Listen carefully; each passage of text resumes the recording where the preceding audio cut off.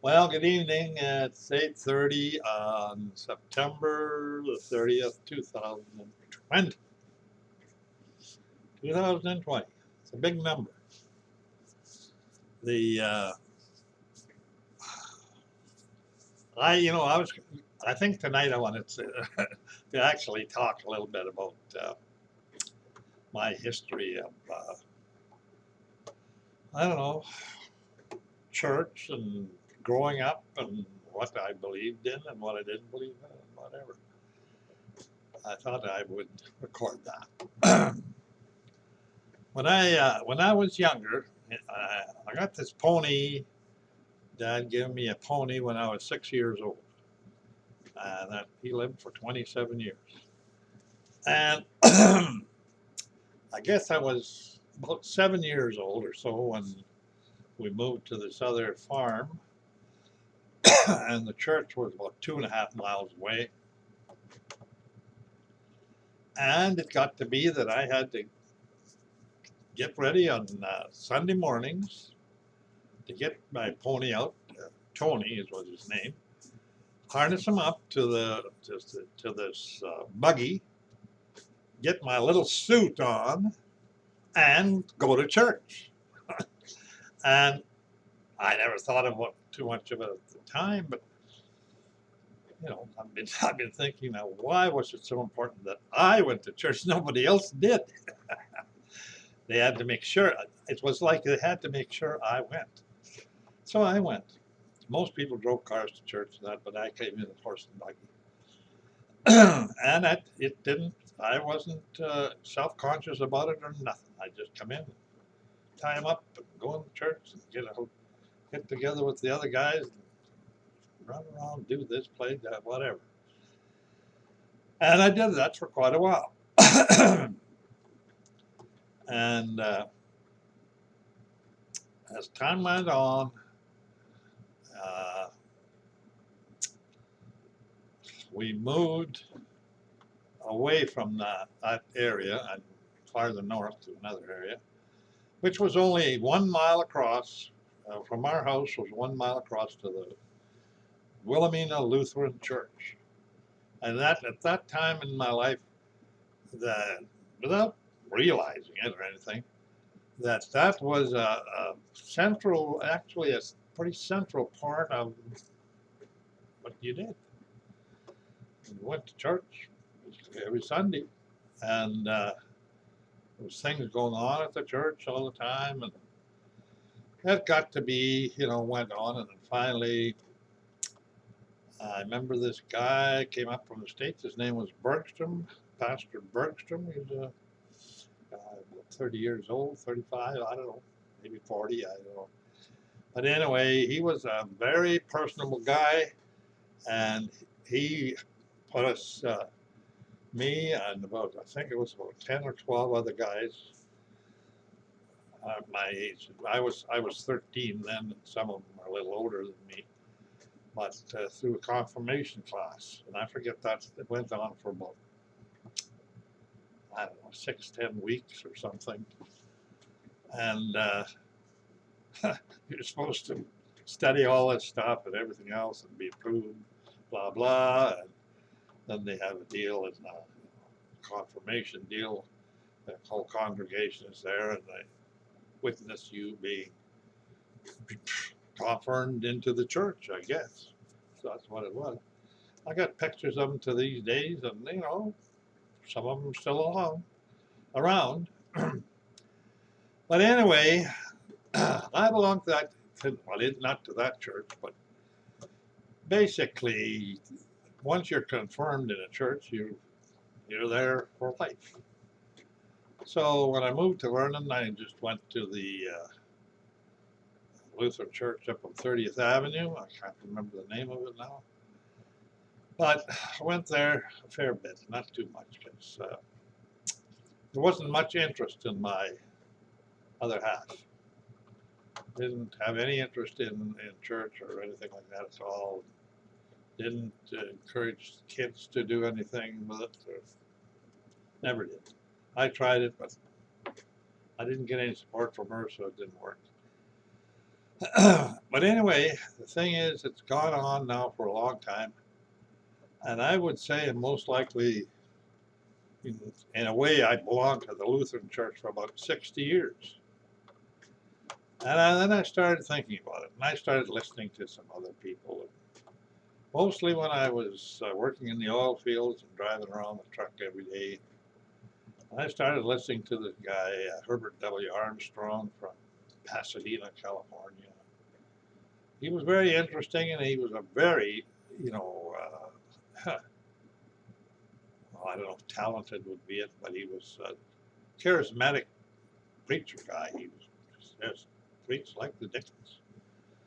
And he was, you know, you didn't lose interest when he was on the air. He really could speak. But anyway, that went on and on and on. Finally, I realized that after belonging to the Lutheran Church for all this time, in the last, most likely 20, 30, 20 years anyway, I didn't go very often. But when I reflected back on it, I realized that I couldn't remember a thing, nothing that I ever learned, or I didn't remember anything about it. Other than the singing and everything was dreary and slow, and you know, the whole thing was like a ceremony deal. And so I just quit, and I said, to heck with this organized religion business. I don't like it. I was interested in the Bible, and an old saying is, when if you teach a child to learn about the Bible or whatever when he's young, it will never leave him. And I guess that's true, because it never did leave me. So I kind of left that, and I just drifted around thinking about things and what I should believe in, and all kinds of what if and doubts and whatever that most likely 100% of the people go through at one time or another. Till finally here, maybe about, I don't know, 8, 10 years ago, maybe not quite that long, but somewhere around there, I started to follow this group who are basically an internet group, and they don't own any churches or anything, but they have congregations all over the place: Canada, United States, England, all in all the all the white race Israelite type nations, and they're from South Carolina, and their preaching was totally different. It was they were an offshoot of Herbert W. Armstrong, who had a big campus in Pasadena, California, all kinds of stuff, university deals there, big churches and stuff. But anyway, he died. Their philosophy caught my eye and caught my ear, because I could uh, I could I don't know, it sort of hit where the places where I had trouble believing things, and it explained it much better. And they, of course, they were not a hierarchy type thing or whatever. They're I don't know if they even call them. Well, I guess they call themselves preachers, but they came to Kelowna here quite a few times, and I'd go and listen to them and meet them, and I didn't mind them. They were pretty heavy into tithing, and they expected you to tithe 10%. I never felt very comfortable, ever felt comfortable with that. But I have listened over the years now to several different people. I mean, there are some real shysters on the internet. Money type thing guys, they're bad. But there are also some good ones. And I listened to a couple of them and followed them and, listened to many of their videos and stuff. One was Derek Prince. I think he died in 2003. And he most likely was, I don't know, 80 years old then. But he was an Englishman who basically was in the British Army and in North Africa and all over the place and whatever. And he, for some reason, I don't know why it was, but he said he had a Bible with him in the army camp, and then there was nothing else to read, so he read the Bible. And it got to be something that he got to be very interested in. And he said that he actually didn't know what to ask for, but I think he just prayed to God that it would let him know what it was all about and what he should do. And he said that he had an encounter in the barracks in this army barracks, middle of the night. He said he had an encounter with Jesus. He said I ended up out of the bed on my knees, and then he said I ended up on my back, and just laughing and crying and laughing. And he said the guy in the next bed to me, he said, got up and walked around and looked at me and said, "What the heck's the matter with you?" And he said, so he told him, and he said, well, and the guy said, "Oh, I can't do nothing about that." He said, so anyway, he finally settled down and got into bed again. He said he was totally changed person after that.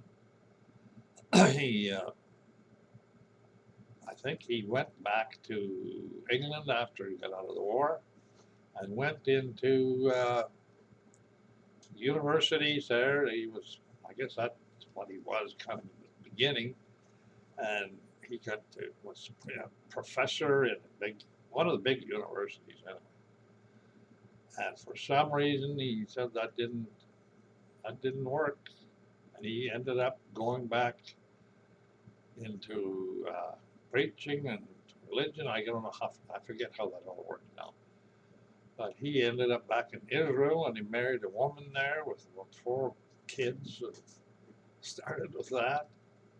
I think he's on his second or third wife. They all died. He's lived quite a while. But he was a British, and not like some Englishman with a hard, heavy accent thing. But he was he's tall guy, very tall, well-proportioned guy, very good-looking guy for his age. And he could speak like not everybody can do it. He could speak and you could follow everything he was talking about. He could take you from here to there. No jumping off, going off. And he was good at it. He was very army precise preaching. It wasn't no rabble-rousing thing at all. And he went on about how he started to remove demons from people. And he said that's a common thing. It's more common than you think. And going on about that, you wouldn't think he was, but that he did that. But he explained things in a very good way. I don't know how he got this knack of getting all this information out of the Bible. And he'd start with these certain verses and just like he unpacked them. Now, the one thing that between him and this Living Church of God thing from South Carolina that I listened to, I got lots of CDs and booklets and stuff from them. They're all free. They send them all out. I got lots of them. And anyway, they're pretty good. I mean, they explain things that people think about and don't know about. But it got to be so that the this Living Church of God people, they believe in keeping the Sabbath day. They said it's one of the 10 Commandments, and they said it's never been changed, that you're supposed to keep the Sabbath day. And I started looking into that. Well, I started thinking that maybe they are right, and everybody else has been wrong. When I look around Vernon, I see comes out on the paper on Friday, all the church news, whole full page of churches and whatever, and what's open and what isn't, and they all meet on Sunday. So I said, well, how is this? What is this? Is this a Catholic thing that's promoted? Are they all like Catholic light? And the Catholics changed the day of worship from Saturday to Sunday. That's who did it. And they brag about that. But uh, I didn't think that was right. And I'd never been to any Sabbath day churches or anything. But I started going on Saturdays once in a while to the one in Vernon, and then out in Grandview Flats, which is out of town here a bit, because that church just reminded me so much of the church at home. The whole thing was out in the country, a little church, and people were very nice and friendly, mostly farmers and stuff like that. And I'd go there just because of what they held a service on Saturday. I don't think I'd ever join them or anything because I don't really like how they got going and how they're following this woman. I don't think that's right. And but they're all over the place. Man, I've been in Caribbean and whatever. That's Seventh Day Adventists churches everywhere. But anyway, during this whole deal, I finally, you got to remember, I'm 86, and I went along for a long time, kind of not really knowing what I believed in, because the thing was doubts. That's the problem. Lingering doubt about, well, is it this way or is it that way, or what is it, or what happens to you when you die, and what happened to my dad and mom and uncles and cousins and my brother, you know. Then I finally, between these people I'd been listening to and whatever, I kind of came to a conclusion of what was it I was going to believe in. And when I settled that in my mind, it was a real relief. And what I was going to talk about a little bit is what my belief actually is now. And I believe that it's, well, I managed to get myself baptized here about 2 years ago. I don't know, 2 years ago. Here's what I did. And now, you maybe wonder about this, but I've had things happen in my life where I got people to pray to God to do a miracle for a sickness that my youngest son had when he was 4 years old, 2 weeks to live, blah, blah, blah, went on and on. And I just couldn't accept that at all. I called this, I've been listening to this preacher once in a while on the radio, and Max Solbrecken is his name, and he was in Edmonton. And he was a firebrand preacher, but I mean, he meant well. He had nothing fancy, but he put on quite, crusade type things all the time. And I remember I came back from the hospital where the specialist told us that he had my boy had just 2 weeks to live. My wife was beside herself. She didn't know what to do. And I had a little dry cleaning plant in town at that time. I was working for a pipeline company. And I went down at about 6 o'clock at night. Well, I should tell you this. I came from Red Deer. We had to leave him in the hospital in Red Deer. And the nurses were crying and everything when they took him in. And I thought, man, this is pretty serious. This is really serious. And I headed back to Rocky Mountain House, which was 50 miles. The doctor had given sedatives to my wife, but he didn't give me anything. And I mean, a lot of things going through your mind when that happens. On the way out of Red Deer, I stopped at a little liquor store there on the way out. I stopped and bought a Mickey Rye, and I thought, oh, I'm gonna have to have a drink here. So I took the Mickey Rye and I just poured a drink. By the time I got back to Rocky Mountain House, it was gone. But I mean, I wasn't pissed or drunk or anything. But the thing is, it's kind of helped. Anyway, I went in. My wife spread out all the pictures on the bed of Jeffrey and looked at all, crying and carrying on.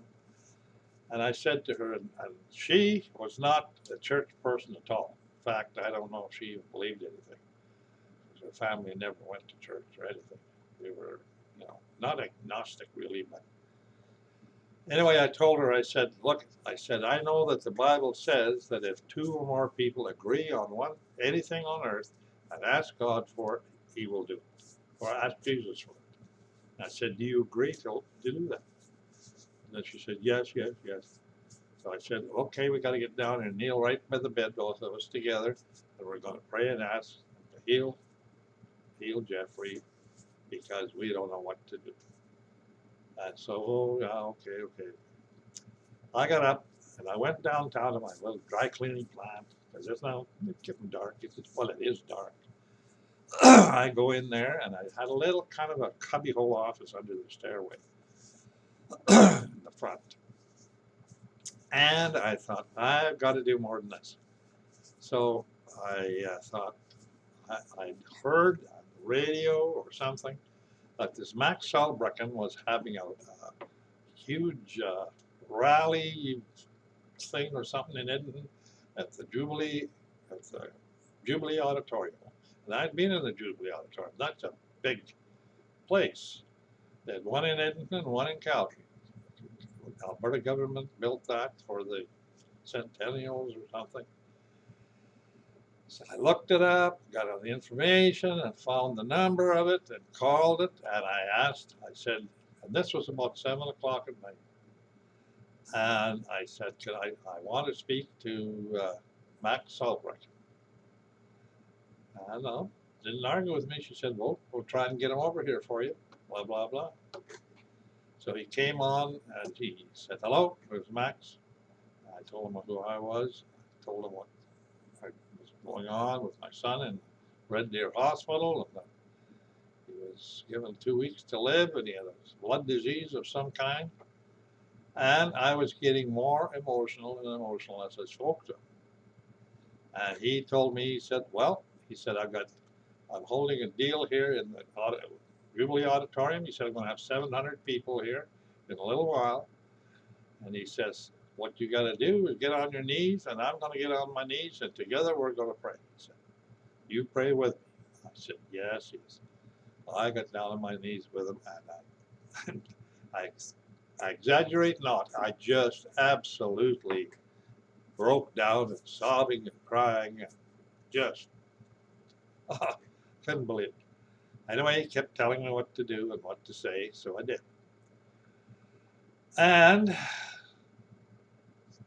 next, I don't think I even told my wife about it.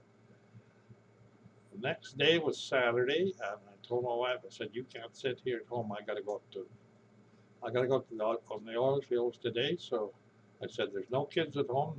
We farmed the kids out, and they weren't staying at home. So I said, you can't stay at home alone today. You better come with me.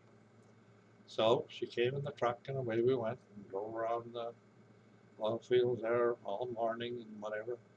And I remember clearly, about 12 o'clock, I was pulling into this battery site with, tanks, oil tanks and whatever, and we had to, measure them. I was working for a pipeline company, so we were pumping oil all the time, basically buying the oil. Anyway, when I pulled into it, it was sort of a cloudy day Saturday, and as I pulled in, the clouds just parted, and the sun just shone, really just bright, and I'm just looking at it, and for some reason I said, just like that was a sign or something that I thought, and I guess maybe it was. And I told my wife, I said, it's gonna be fine. Yep, don't worry about it, he's gonna be fine. So went home, and Sunday morning, the next morning, about 10 o'clock, I think it was, the hospital phoned from Red Deer and phoned us and said, you can come and pick up your son. We don't need to have him in the hospital there anymore. And I guess that was basically all they said. You can come and get him. So that was Friday, Saturday, and on the third day, we went in and we picked him up. The specialist that was in the hospital come walking down the hallway, and he just looked he wouldn't look at me. He looked the other way and walked past me. I thought, well, can't do anything about that. So I know that God can answer prayers, and there is miracles and all that sort of stuff too. Maybe not all the time, but sometimes. I have thanked God many, many times for that, and every time I kind of think about it, I do it. So anyway, getting back to this baptism of mine, this is what I'm leading up to, is I knew a young guy who's a contractor, and he happens to be the son of a guy that painted houses for me at Desert Cove for maybe 20 years. And I mean, he's 35, whatever now. He's been building houses and stuff for quite a long time, but he's quite religious, I guess I could call it that. But he's a nice guy. So anyway, I prayed and I just asked God. I said, "Would you let Paul know that I want to be baptized and I'd like him to call me?" And that's what I said. And I think maybe about a week later, in the evening, about 7 o'clock at night, the phone rings and this is Paul. I said, "Oh, hi, how you doing?" "Oh, pretty good. Not bad." So I said, he'd never phoned me before in his life. I said, "Do you realize why you're phoning me?" "No," he said, "I don't." I said, "Well," he said, "I asked God to have you call me because I want you to baptize me in the pool at Desert Cove some Saturday morning." "Oh," he said. I said, "Yeah," and we talked for a while. I said, "Well, you think it over and you let me know if you're willing to do that." I said, "I know you can do it." I said, "You've been baptized, so you can baptize someone else, and you're definitely a believer and whatever." "Okay," he said, and so he phones me, and I said, "Well, good, let's do it." So I think it was the next Saturday, they came out and he baptized me. First time he ever baptized anybody. I was glad to do that because, I haven't lived this finest life, that's for sure. I mean, gosh, I've done all kinds of things, it seems like, when I think about it. I mean, I didn't murder anybody or anything, but, oh man, partying, drinking, partying, going here, doing that. Anyway, baptism is a thing where you kill the old man, is what the idea is. You drown and kill the old man, and the new one comes up new and clean. which means your sins are all extinguished at that time. Now that's quite a thing God come up with it. You can do that and extinguish all the things you've done wrong. So that was a relief because boy, I'll tell you, I've most likely done a whole pile more since, but not like all of those. So that was good there. Now, that being said, I'll get back to what my belief system has landed it on, what I really actually believe in. The thing is, one of the things that shaped what I believe is the book of Revelation. When I read that, and I've read it quite a few times now, I've read it and listened to it, and I've played it and listened to it. I've listened to it a lot more than I've read it, which is, it's the only book that says you'll be blessed for reading or listening to the book of Revelation. The book of Revelation is the last book of the Bible. It is a book given to John, who was an apostle to Jesus Christ when he was alive, and he was exiled to this island of Patmos in the Mediterranean, and the rest of them were mostly crucified, killed, or whatever. And Jesus came to him and in a visitation, and an actual visitation, and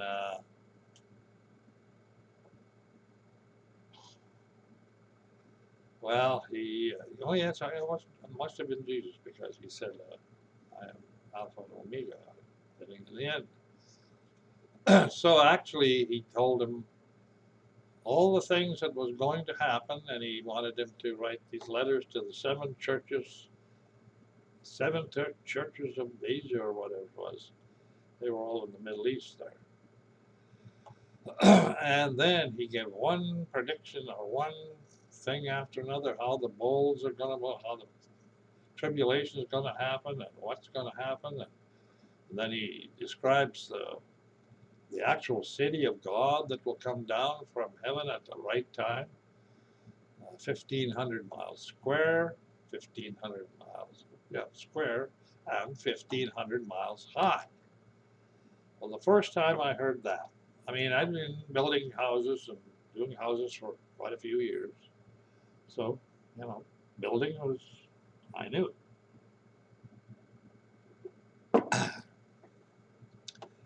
But when I thought of this 1,500 mile square cube, it's something that you can't visualize. It'd be like one side would be from Vernon to Los Angeles. It's a big building, city, whatever you want to call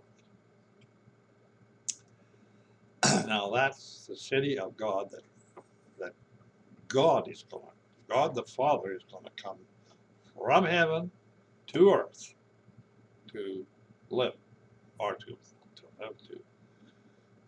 live with his people, and Jesus Christ.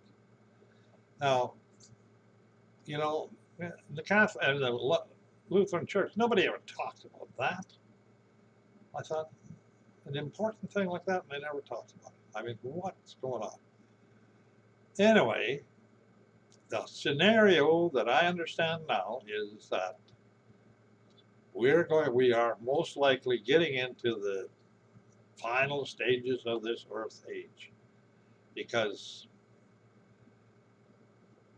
every year now it's just a testament to the degradation of the human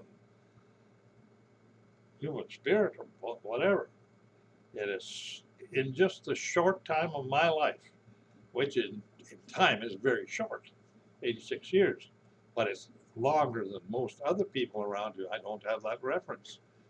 But when I think back when I was younger, whenever things were totally different than they are now, and the spiritual aspect of it was totally different. People didn't, do evil things or nothing, and You know, there wasn't crime like now. And when I grew up, there was no homeless. There was nobody on welfare because there was no welfare, and there was no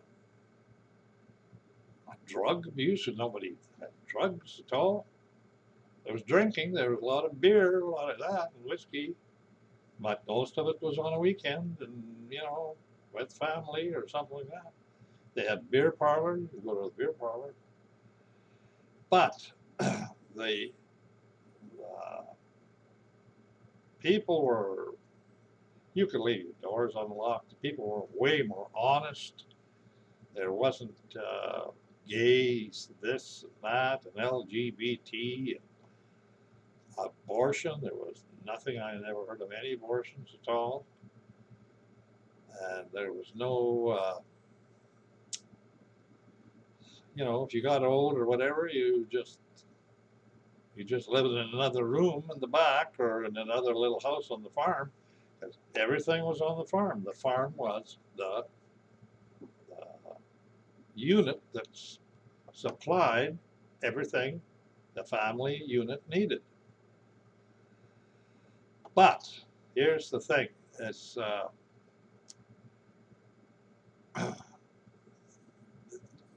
Jesus said, if you believe that God sent Jesus Christ to the earth to die and to be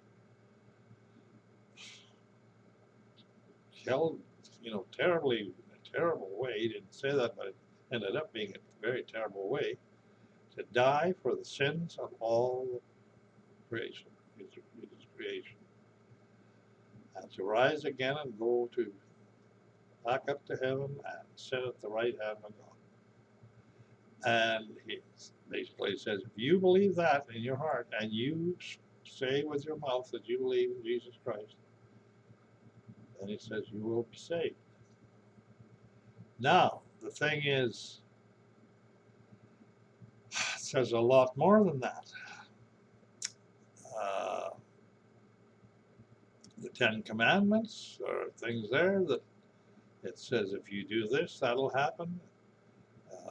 The one commandment with promise is I think it's the fifth one: honor your father and mother, that your days would be long upon the earth, and do not kill, do not have any graven images. You know, Catholics are great for graven images. The Catholics, in my view, they're a secret society of Satan. The counterfeit Christians, the people don't know that. The popes and the bishops know. But anyway, it's laid out where when this earth gets bad enough and the tribulation starts, and it starts all right now we're in pandemic, which hasn't happened for over 100 years, and people are murdering, lying, killing, and killing innocent babies like gangbusters. Like it's a duty to kill children. That's how devilish that has gotten to be. Now the thing is, I'm sure that they don't get away with that. I mean, you don't get away with anything else. God has certain rules, and all of them are going to be judged. That's one thing that I worried about this for many years, that I hoped I would never get hard-hearted and not believe anything. And I know that that's important. And it's important to have a healthy respect for God's judgment. Because it doesn't have to happen today, tomorrow, whatever. He's got all the time in the world to do this. Nobody can rush him. He will judge everyone. So what happens to all these babies that are killed? How's the judgment for that going to be? I believe that there will be a judgment on the woman and the man. That's a combination there. A woman can't get pregnant on her own. And when they agree to kill the result of their uh,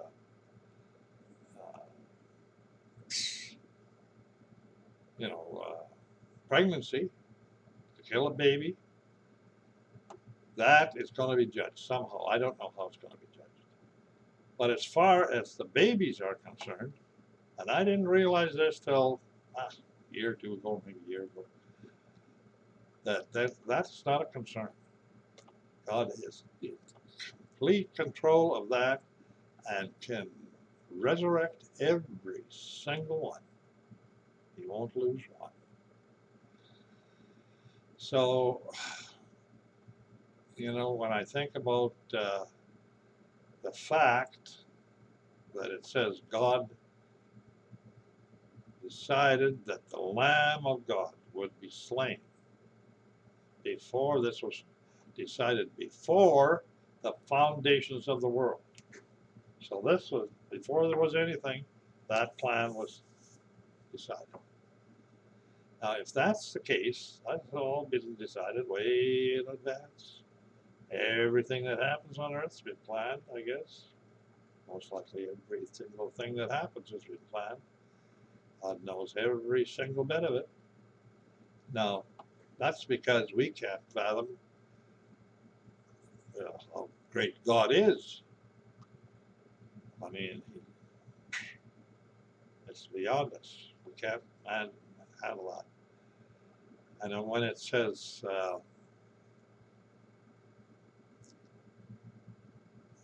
basically get back to the judgment, and when Christ returns, he will resurrect all the believers and whatever, and I think only the believers.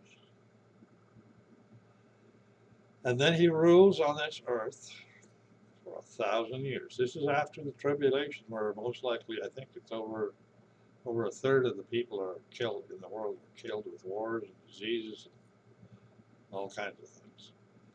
And when Christ finally comes back and he destroys the armies who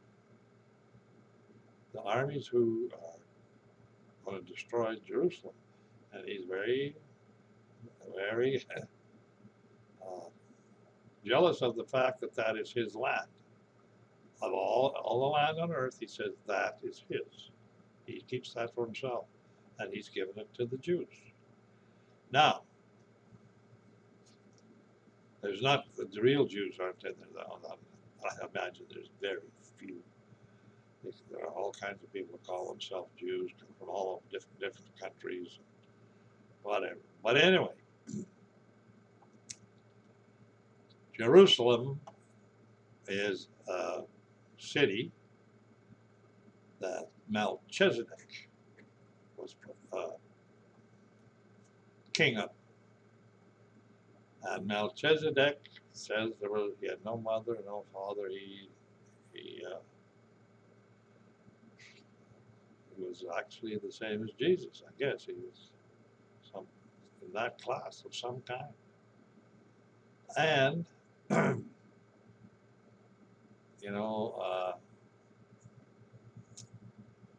it's the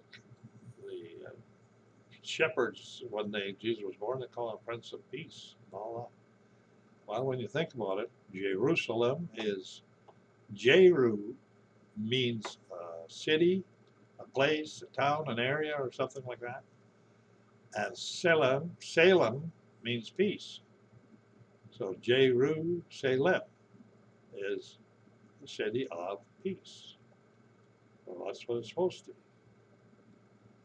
Now, he's coming back to Jerusalem again.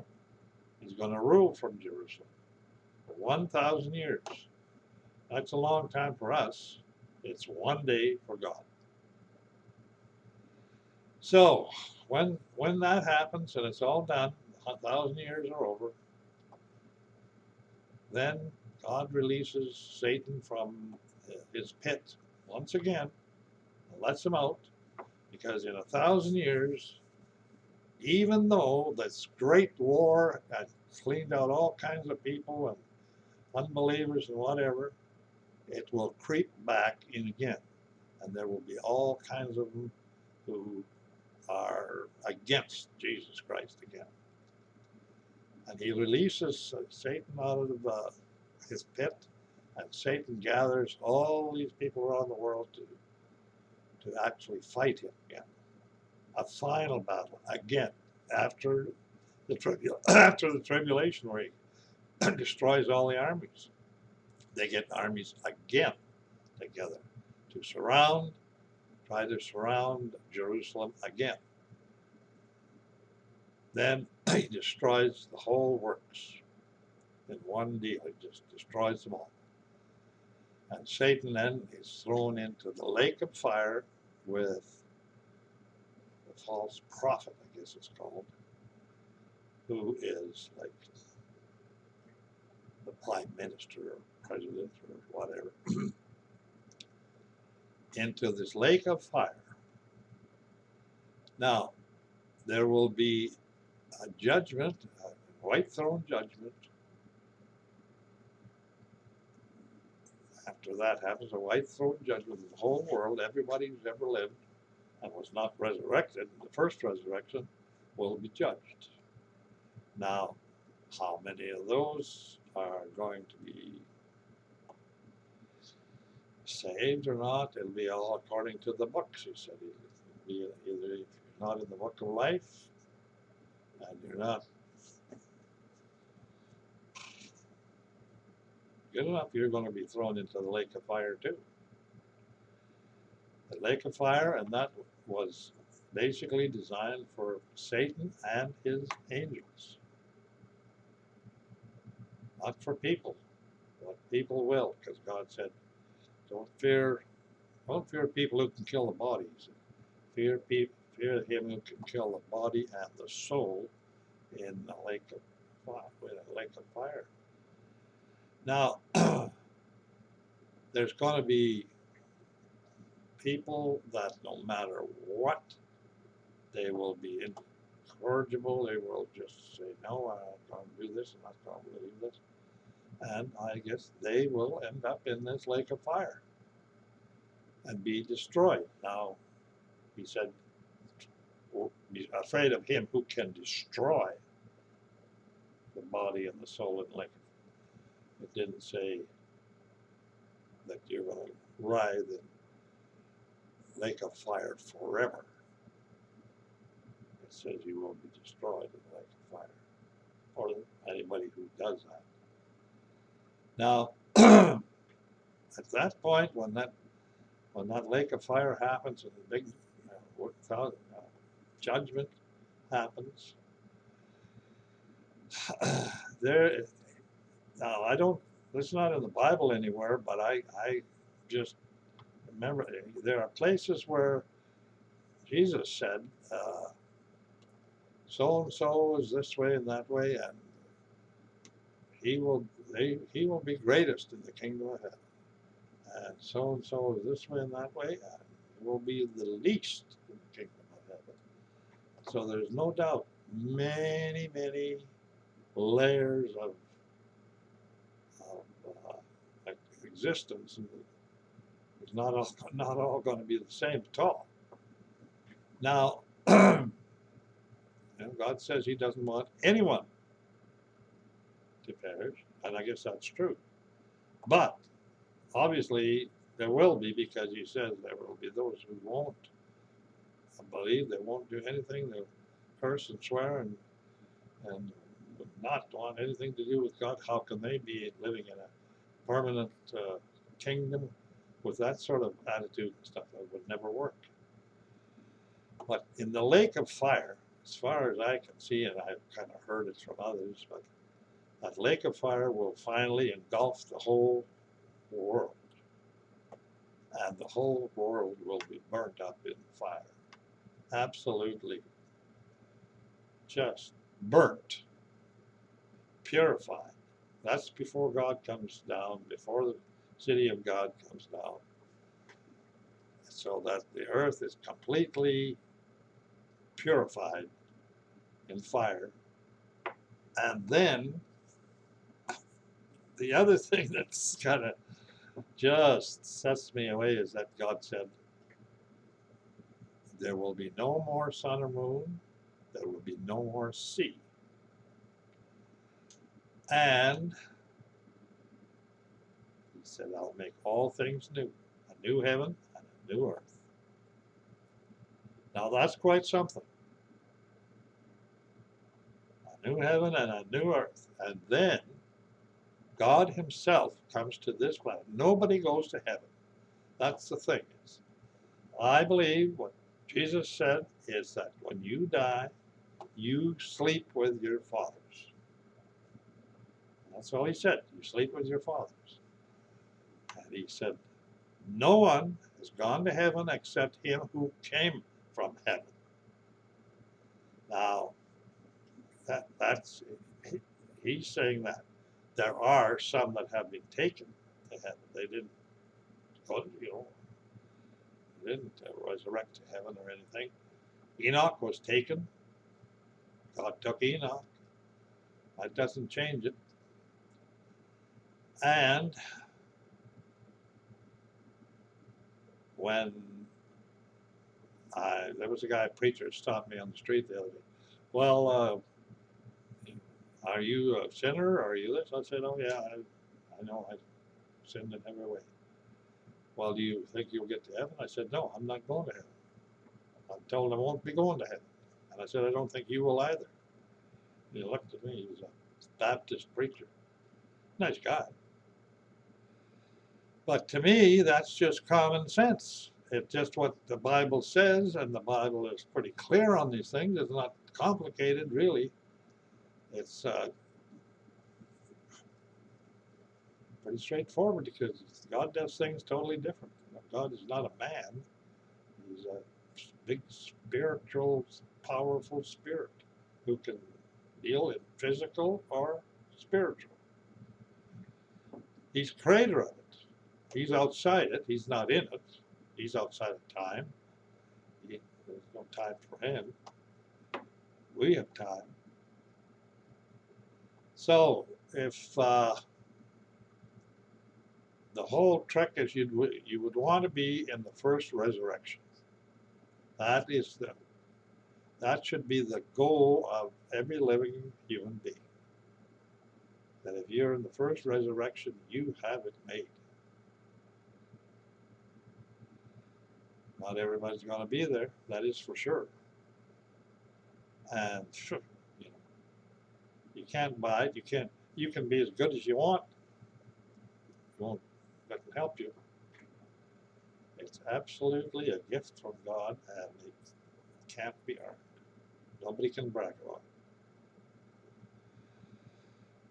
it. And he says, Jesus said, if you're ashamed of me and don't want to acknowledge me, he said, I won't acknowledge you to my Father.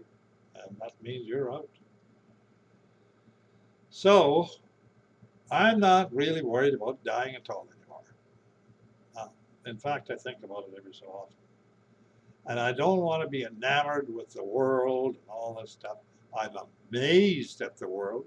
I'm amazed at nature. I'm amazed at all the things. I mean, just even plants, how intricate plants can be. Never mind everything else. How intricate your eyeball can be. And then you look at all, these people who want to save the planet now, and global warming and all that sort of stuff. I feel like asking him, how long are you going to save it? For how long? Because Jesus said his Father is going to destroy this whole world. It's not going to be here anymore. It's going to be a new world. Mind you, it also says that people who destroy the earth will be in bad trouble because they will be held accountable. So it's tricky, and You know, I think a person has to keep it simple. You live for so long. I kind of knew, like when I was 25 years old or something, or even younger. I think it went through my mind that, you know, that's we really exist on this earth to, like I used to say, like a 2 week holiday, like we're on a holiday and looking around and got to decide what we're going to do, I guess. But that's the time we have to do it. We're just here to make a decision on what we believe. We're not here for any other reason. So that God can decide if you're going to be living in His eternal kingdom forever. And I think that's pretty, takes a lot of sorting out to know who's going to do that, because that's forever. You know, from what I surmise, is that there's no women in heaven or on the earth in heaven at that time. Because, not that there's anything wrong with women, I guess, but the thing is, God is very practical and simple. He doesn't want two sexes. It's always chaos. The other thing is, he doesn't need a womb anymore to reproduce. They've all been reproduced. Doesn't need that. The woman actually, that's her role in this world. You get right honestly down to it, is for childbearing. The man is supposed to plant the seed in the woman, and the woman is supposed to carry the seed as it grows for 9 months and nurture it and be a mother to it and nurture it, because it takes that to grow people. Remember, there's billions now, and most likely, I think between 75 or 80 billion have been living on this earth so far. So there's, maybe 70 to 80 billion will be in the, maybe more, but it's around that much in the great white throne judgment, most likely. Maybe not, I don't know how many, but there's going to be a lot. Every single one, as far as I can understand, is going to be resurrected. Doesn't matter who. You died in the ocean or on a mountain or where. It doesn't matter. He can resurrect you, because I understand that your spirit goes back to God who gave it. And just the spirit.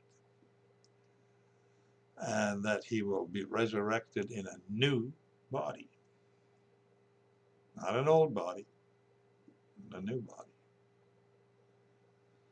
So when you think about all that, and you realize that you don't take anything with you when you die, not a thing. You came in with nothing, you go out with nothing. I mean, it sounds tough, but that's God's way. And if you're going to be actually realistic about it, my way is not the right way or a good way. Only God's way is absolutely perfect. Every time. Always. There's nothing wrong with his way. You know, it's just our nature to rebel against it, but that's our problem.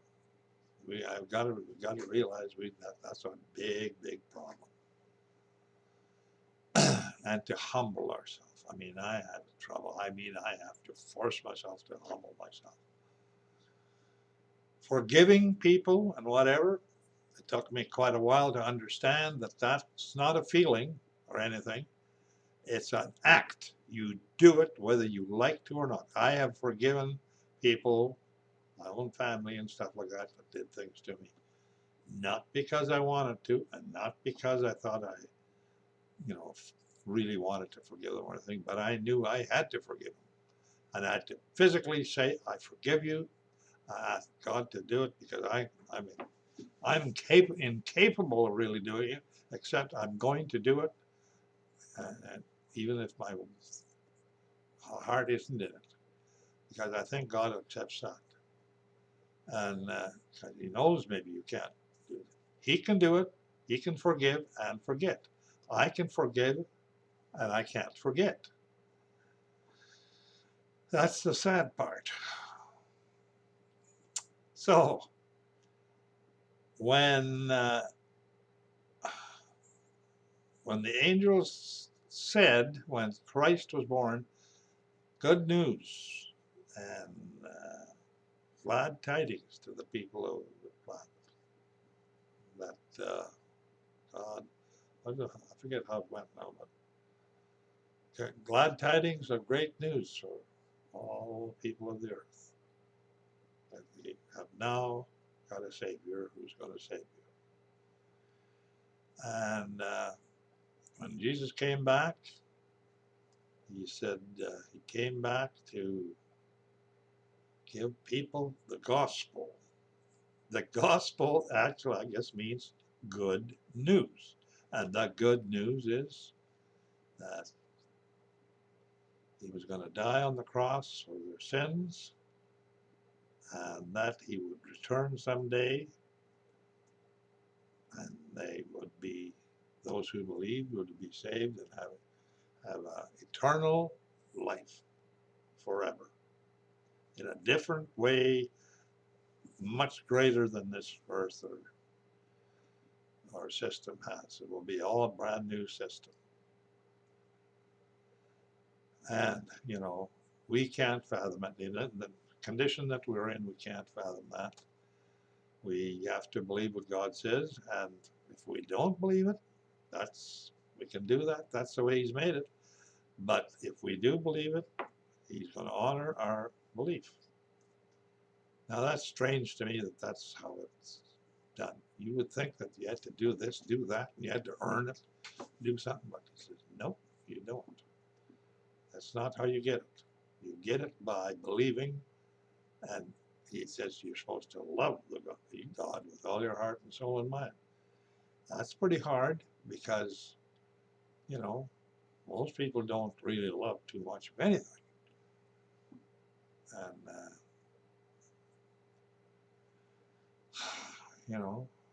people are, but, when you think about it, that is good news. It's the best news you're ever going to hear. The very, very, there's no better news could be even created than that. That you would be saved in the kingdom of God on this planet. Now, how in the world did he pick the planet Earth? Little planet, blue dot in the sky, and they hanging, floating around in the sky. But I've heard that the Earth is in a sort of a position where it can view the universe. It's in an actual perfect position. And I guess it's big enough to be heaven. Because heaven's coming down. We're not going to heaven. God is coming here. Where God is, heaven is. So, anyway, I could go on, but I wanted to say that today to those who might, kind of wonder about things. And I can tell you that if you get to a point where you can actually understand and know what you believe, and it coincides with what the Bible says, not what I think, because I know nothing. I have no way of having an opinion on anything.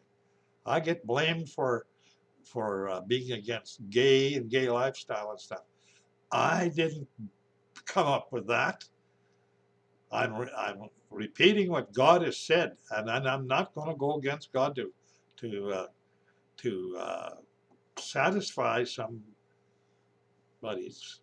feelings about something because they don't think it's fair. It should be this, it should be that. They want to make the rules over God. That won't work. That's going to be a terrible shock for them one of these days. And the trouble is, if they support it, God is going to look at it, I think, absolutely just the same as if they were. Because if you support something, God says if you hate somebody in your heart, he considers it murder. He said if you the man lusts after a woman, he considers that adultery. Whether you haven't done anything except think about it in your mind. Because he said, if you think about it in your mind, it's as good as done, or it could be done. And so it's tough. I mean, being a human being is pretty tough.